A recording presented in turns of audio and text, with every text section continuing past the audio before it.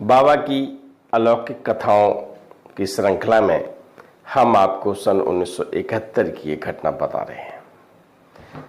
बनारस में गंगा जी पर पुल बनना था रामनगर में, तो वहां पर तत्कालीन प्रधानमंत्री इंदिरा गांधी ने उसका शिलान्यास किया। पुल बनना जब शुरू हुआ तो वहां जो स्तंभ बनता है, खंभा बनता है, तो वो बार बार गिर जाता था। पहला स्तंभ बन नहीं पा रहा था, सभी लोग चिंतित थे। जब ज्यादा प्रयास हो गए फिर भी जब सफलता नहीं मिली, तो वहां पर उस समय के विख्यात एक बाबा जी थे, बिजलिया बाबा जी, उनके पास कमलापत त्रिपाठी जी गए। उन्होंने पूछा कि बाबा जी क्या कारण है जो हमारा स्तंभ नहीं बन पा रहा, ये पुल की शुरुआत नहीं हो पा रही है।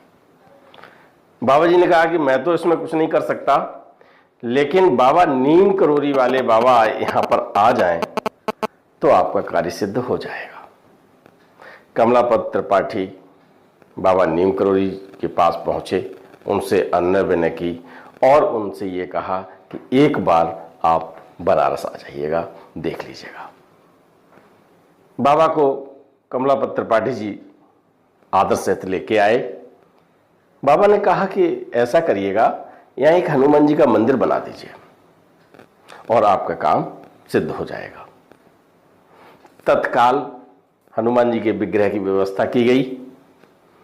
बाबा जी के हाथों ही विग्रह की स्थापना हुई और फिर पुल का निर्माण हुआ और बिना किसी बाधा के पुल पूरा बनके तैयार हो गया।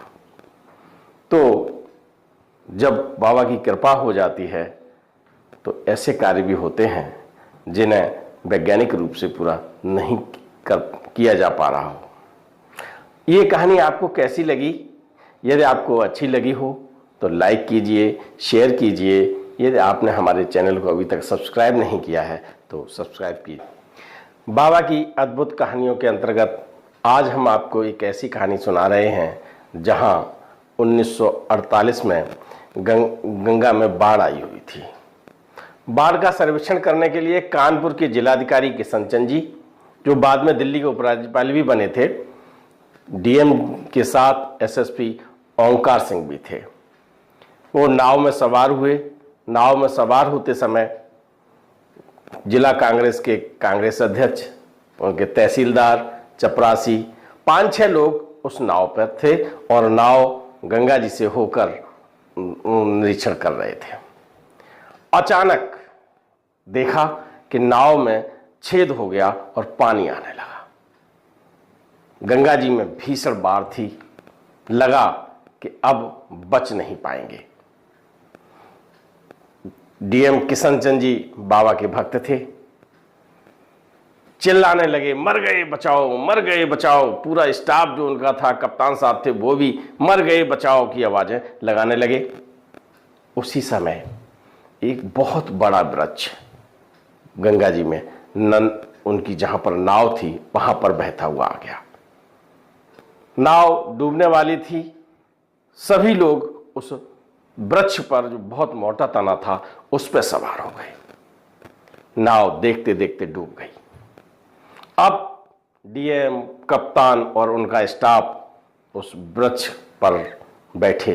वृक्ष बाढ़ में बहता हुआ आगे आ गया और आगे आकर कानपुर की सीमा में ही लग गया। क्योंकि हम आपको बता दें कि कानपुर और उन्नाव की सीमा में उस समय भयंकर बाढ़ चल रही थी, उसी का निरीक्षण कर रहे थे। किनारे आकर उन्होंने बाबा को लाख लाख धन्यवाद दिया। उन्हें लगा कि कोई व्यक्ति बाढ़ में से प्रकट हुआ और वृक्ष के नजदीक आके अंतर्ध्यान हो गया।